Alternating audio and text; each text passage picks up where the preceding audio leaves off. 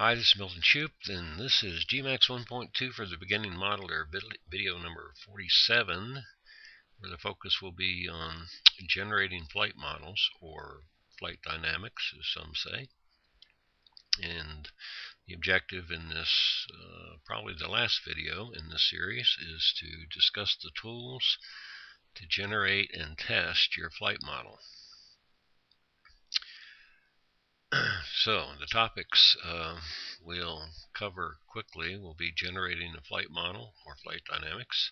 We'll talk specifically about the air file and the config files that make up your flight model, and the tools that are out there and available, at least the ones that I use,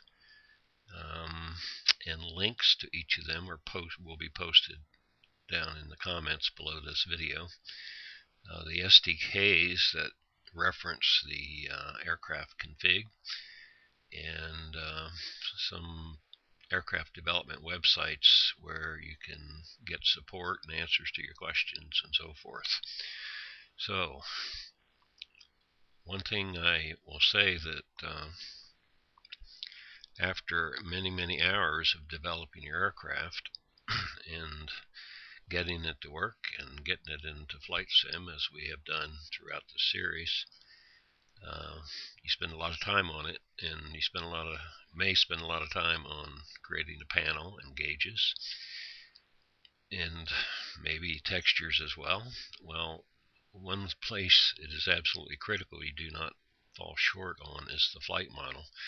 Getting a beautiful aircraft in the sim that just does not fly realistically, or is very difficult to fly correctly, is a big turnoff to users, and they just simply will not fly it if the flight model is bogus. So you really don't want to stop short on your project until you get a good flight model that properly represents all the work you put into the aircraft. And flight models are really, or the lack of good ones, is really what got me into development 15 years ago. So I guess if it drove me to do something about it, it will probably drive people away if we can't supply a decent flight model for our project. So very important to focus on this one. So let's talk about the flight model in particular, since we've been through all the process here. We've talked about Gmax, we've done the development work, we've built things and animated things, and we've got them into the flight sim, sort of, kind of, without a good flight model, but we did at least have the weight and balance correct so that it would sit up and correctly and move around. So that's pretty important.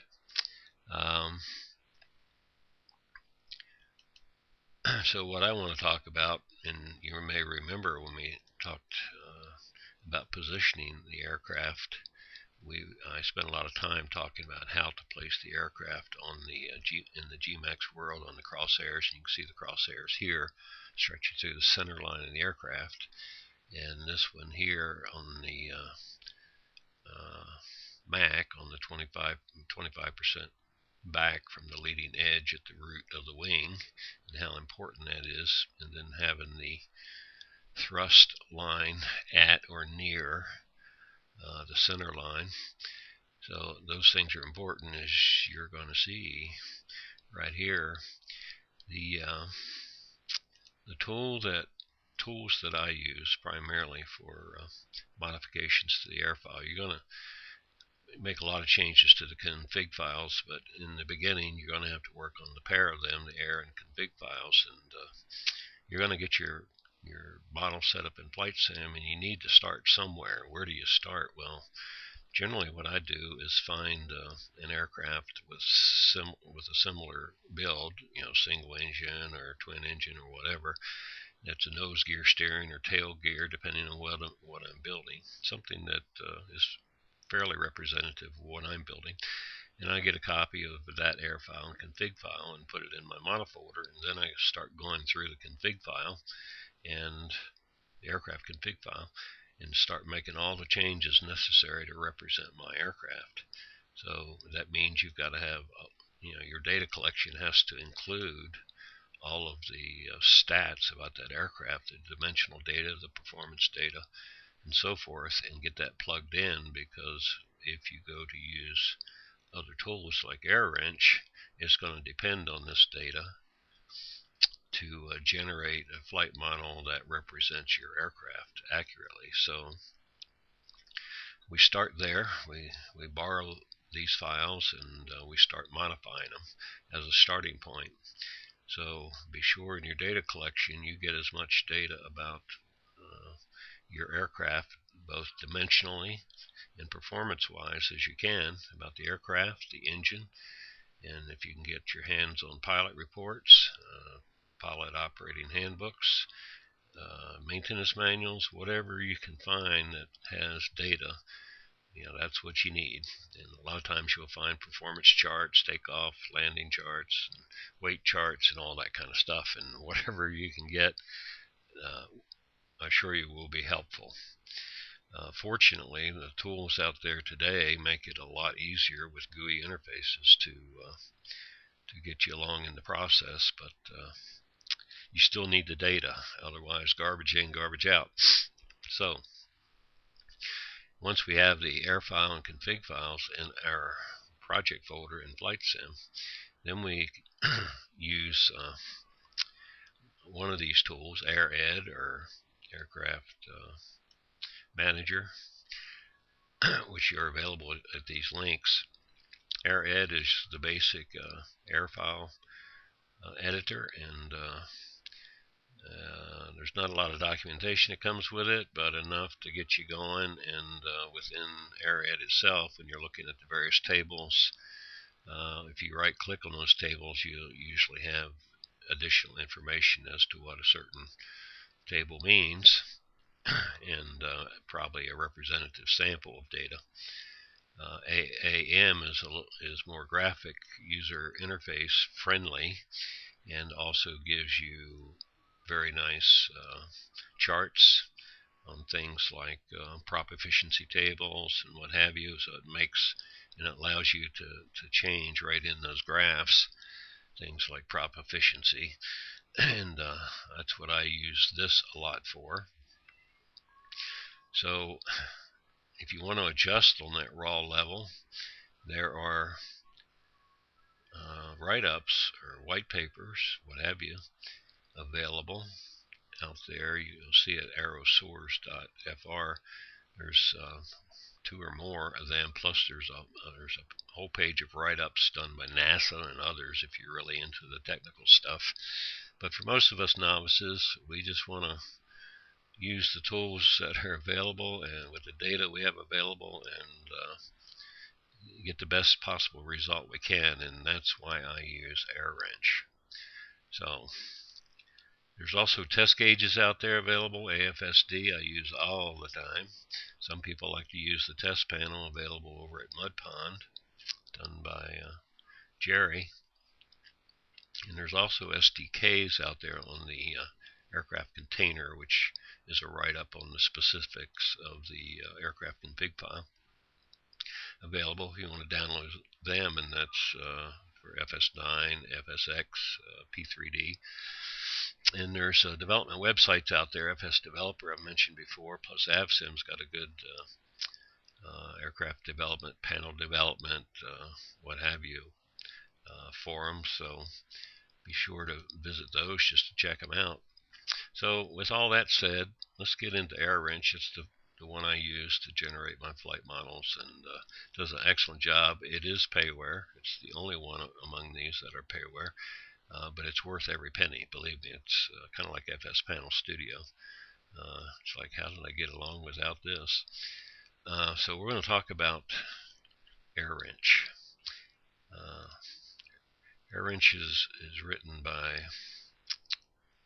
Mr. Jerry himself. Jesus, I got a brain fade here. I've forgotten his last name. Beckwith. Jerry Beckwith. Okay. And it's an excellent little tool that I think you'll grow to love. I happen to have mine open right now, and he provides a nice user guide for it. It's rather high level, but it covers all the things it needs to cover. And you'll see that it will generate flight models for a number of different sims, and that's pretty important. And if you browse through this, he talks generally about how it works and the data that you will input, and he just very generally describes the data, but he talks a little bit about what's most important before you start doing anything serious here. You have to get your weights and balances kind of correct, and that is getting your aircraft set up as we talked before in Gmax world. And it's very helpful if you just go ahead and set it up like he has it shown here, with the thrust line on that center line, with the aircraft positioned on the 25% back on the wing, and of course center line to that world. And if you get that right, and this displays, well, and this displays like the one here on the right, for a tricycle gear, the main gear just behind the center of gravity, and the center gear out in front of it. With a tail gear, it's just the opposite. It's main gear in front of the center of gravity, with the tail gear in the back.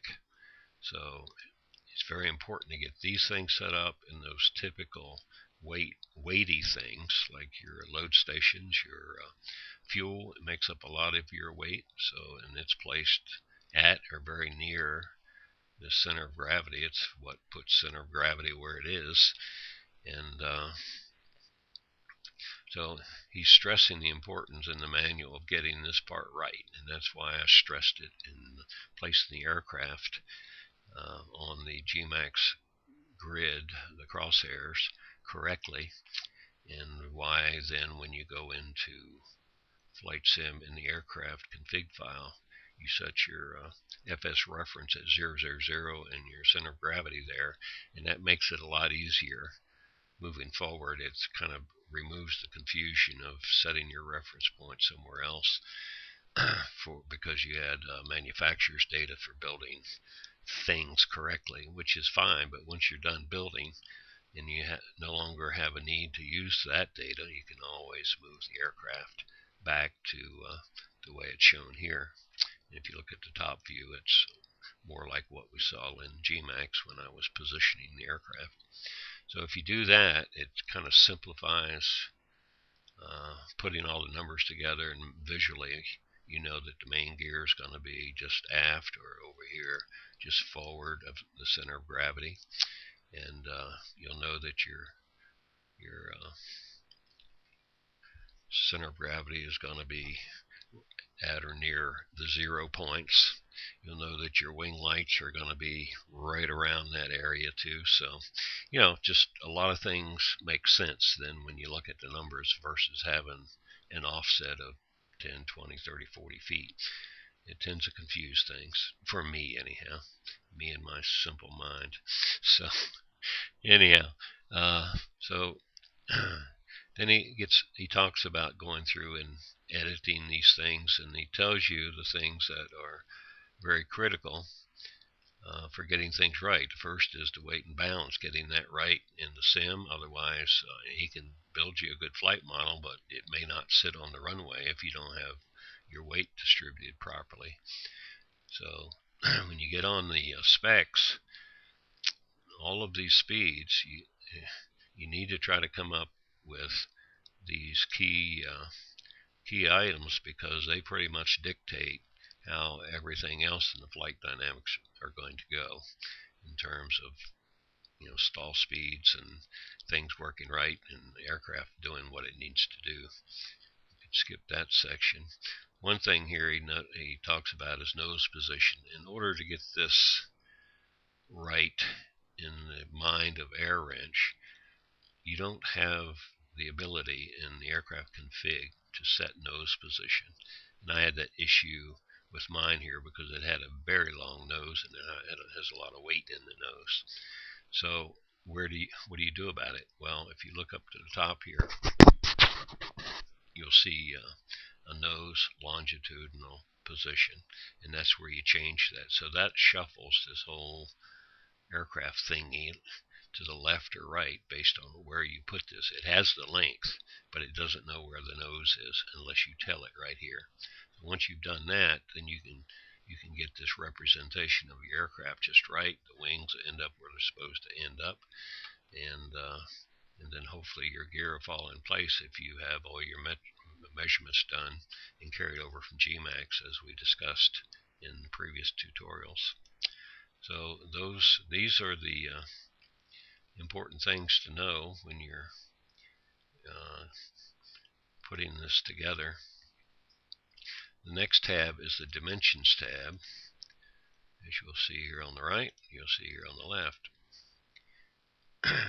To get an accurate virtual representation of the aircraft being modeled, these are the things, along with the speed specs and the dimension specs are the two most critical. So getting the aircraft length correct, the wingspan, surface area, their wing root chord is absolutely critical. So you got to have that right. The proper wing configuration, is it single wing, biplane, triplane, the kind of engine that you have, piston, glider, jet, turboprop. And hopefully you have this data. The only thing I can tell you to be careful with here is when you're talking about horizontal stabilizer area and vertical stabilizer area, these numbers do not include the elevator or the rudder, and he mentions that in the write-up here. So notice he says the following are critical. So keep those things in mind. You got to get those numbers as accurate as possible. If you do not have that data, he will estimate the control surface dimensions based on everything else you've given him.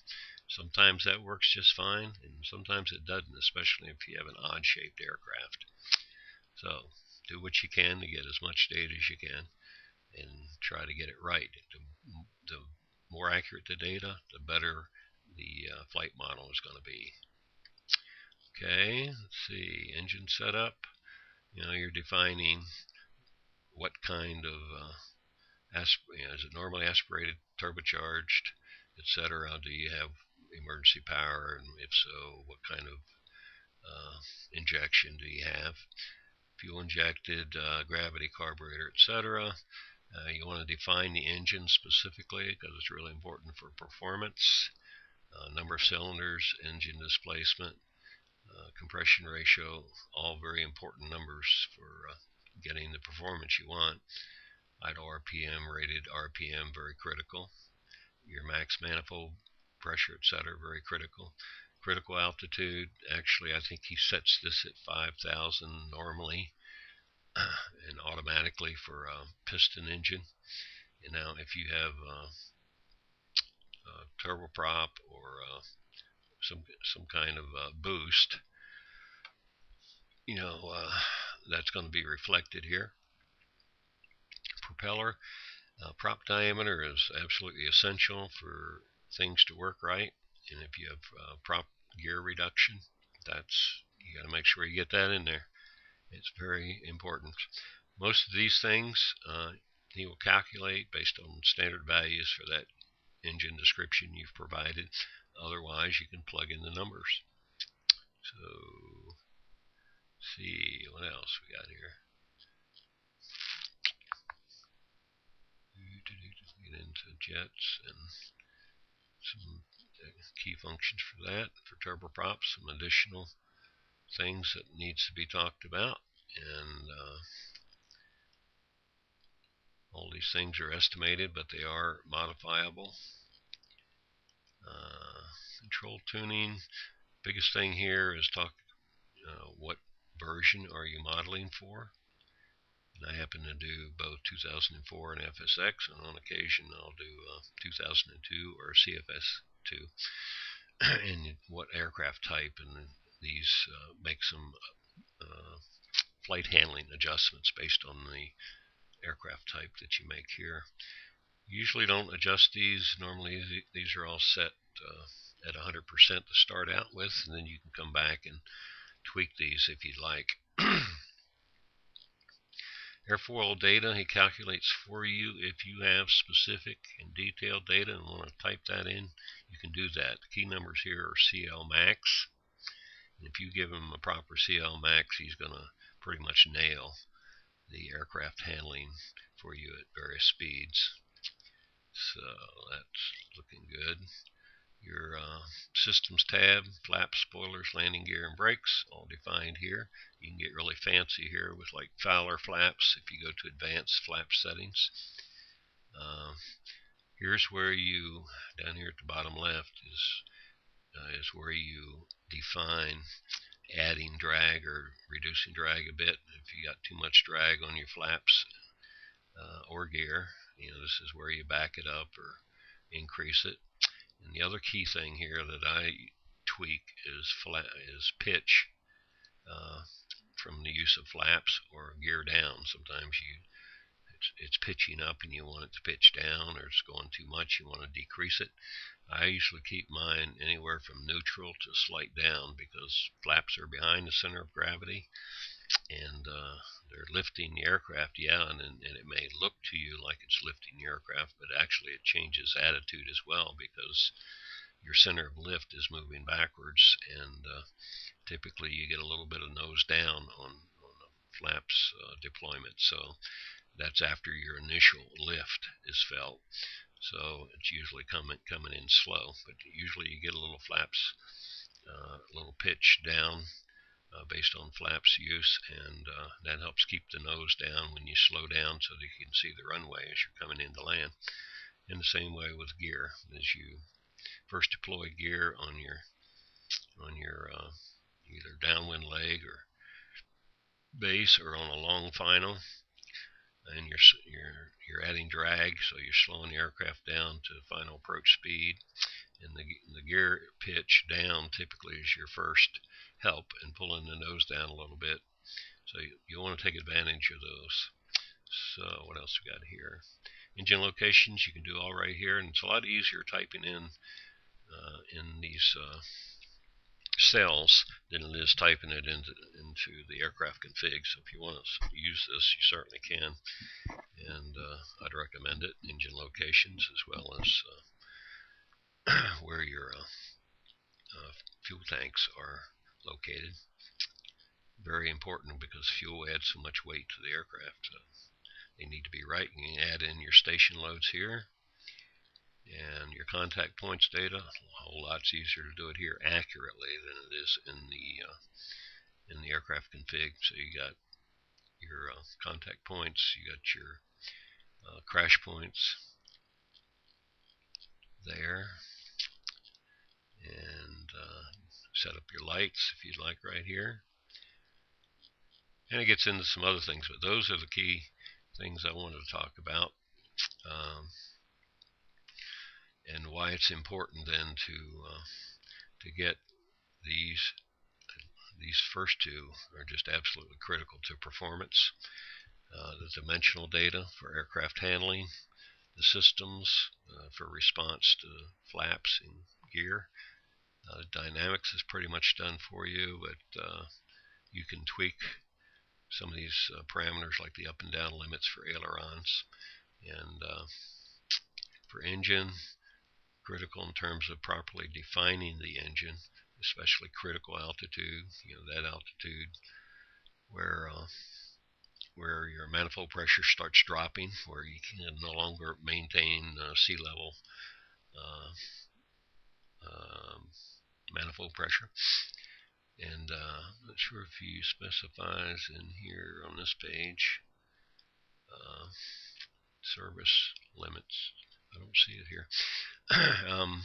And the props, absolutely important. Prop diameters, prop gear ratios, and the rest of this in number of props, and the rest is calculated. You can put in beta min and beta max if you'd like, or he will put it in there for you. And then the rest we've talked about, the fuel locations, weight and balance.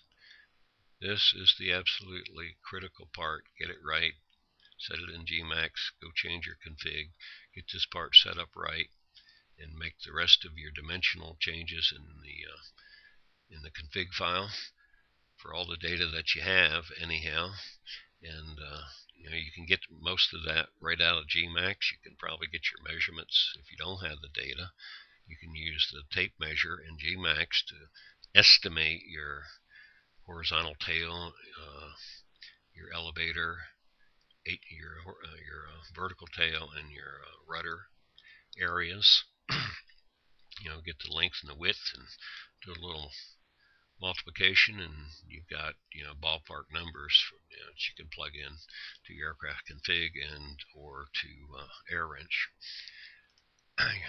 Contact points we talked about, and don't forget on your tuning page to select the proper FS version and the aircraft type. Those are really important.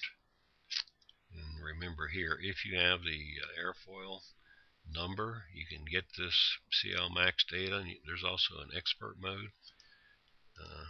I can't change it because I don't have it in enabled mode here. Okay, see what happens here. Okay, and then you can actually key in all this data. If you have those specs, you can key in all this data, but I think you are limited to this number of entries in the table, or sometimes you have a lot more data than you have here, then you have to decide how to split that up. So that's what that's all about, and that's what AirWrench is all about. Once you've made your changes and you're in enabled mode, you have to be in enabled mode in order to change. And by the way, you can show these numbers in mile per hour or knots, or I've never used a metric, but for you guys in European theater, maybe that's important to you. So, and I use mile per hour knots just based on whatever data I have, and sometimes I'm switching back and forth because I've got different data sources expressed differently. So anyhow, once you've done that, then you just do a save of your flight model, and it always saves your previous with a suffix on it, and it will save them and keep saving them as long as you keep creating them. And then it's off to go fly. Well, when you go fly, then you want to have one of these tools available to you, either AFSD that you can get over there where you got AirEd or AAM and some of these other things, or have the test panels that Jerry provides over at MudPond right here, mudpond.org. And now you can go check it out, and that's basically how you go through the process, and then it becomes an iterative process. I've created 30 different variants in a single day. It's not uncommon, and it's not that it's hard, it's just I'm picky about tweaking things so that they work just right. And you'll find that AirWrench does an excellent job. If you do a good job of giving it data, it does an excellent job of hitting the speeds at sea level, at altitude, climb out, and but sometimes you'll want to tweak because, I don't know, we didn't have the right data, or we didn't express it correctly. Sometimes you want to tweak that nose up and nose down. You want to tweak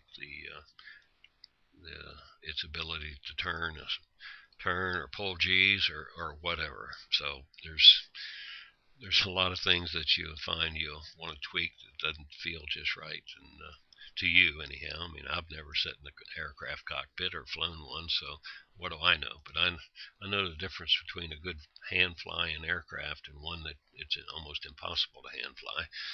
And so I try to set my standards high for somebody that's never been a pilot before. Anyhow, it's a lot of fun, and if I can do it, I know you can do it. So it just requires some concentration and dedication, and keep playing with it, and you'll learn more as you go along, and you'll get better at it. But it's really hard to do anything well without these great tools to help you get a good starting point, tweak them, and the GUI interfaces are awesome. I do recommend that you use tools like AFSD so you can monitor all the things that's going on with the aircraft, from the aerodynamics to the engine performance, um, fuel fuel range. I'm always checking, trying to make sure I got the fuel range for the aircraft correct, and that's another thing you just keep tweaking until you get it right. But you need these tools to help you uh, get a flight model that properly represents all the hours invested in your aircraft project. So, word to the wise. Don't forget to pick up those SDKs, absolutely essential for the detailed understanding of all the parameters in the aircraft config. And AAM being a GUI for the air file, very helpful to see it visually for those things that are in tables. And but either one works well. This is kind of a quick and easy once you get some familiarity with the air file. But either one works fine, and one sometimes is just handier than the other when you need a graphic representation of some of the performance parameters. So that's what this is all about. So getting this flight model done is a way to put a stamp of pride on your project, and you want people to fly that aircraft for years and be proud of not just the work you did in the modeling and in the panel and the textures, but also, it's just a pleasure to fly. So that'll keep them coming back to your projects, and you can demonstrate your talents in the flight sim world very well this way. So, all right, guys, this is going to be a wrap for this whole tutorial series for Gmax 1.2 for the beginning modeler. I hope you have learned a lot from it, and that you'll go on and develop aircraft so that people like myself, who are about ready to retire, can keep flying the good things that you guys are putting out. So I appreciate you hanging in here with me throughout the series, and I really appreciate having the opportunity to share the few things that I've learned over the years, and I hope I'll be around for a long time to fly the work that you put out there. So you guys have a great life, enjoy flight sim, and go out and contribute to the community. Take care now.